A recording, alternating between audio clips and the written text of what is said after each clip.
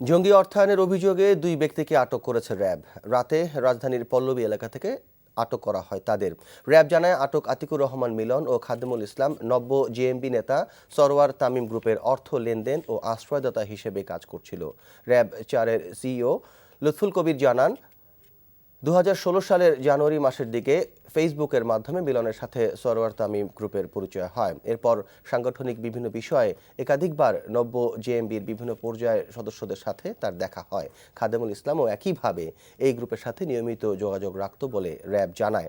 আটকের সময় তাদের কাছ থেকে বেশ কিছু জেহাদি বই, লিফলেট ও টাকা উদ্ধার করে র্যাব। ফেসবুকিং এর মাধ্যমে সে প্রথমে ফজলে রাব্বি নামে একটা ছেলের সাথে তার পরিচয় হয়। ফজলে রাব্বির মূলত তার দেওয়া তথ্য অনুযায়ী বাড়ি কুমিল্লা বলে জানা যায় এবং তারা ফেসবুকে জেহাদি এবং জেহাদ সম্পর্কিত তথ্য উপাত্ত বিনিময় করত এবং বিনিময়ের এক পর্যায়ে ফজলে রাব্বি তাকে জানায় যে সে সারোয়ার তামিম গ্রুপের সাথে সম্পৃক্ত এবং তাকেও এই কার্যক্রমের সাথে সম্পৃক্ত করে।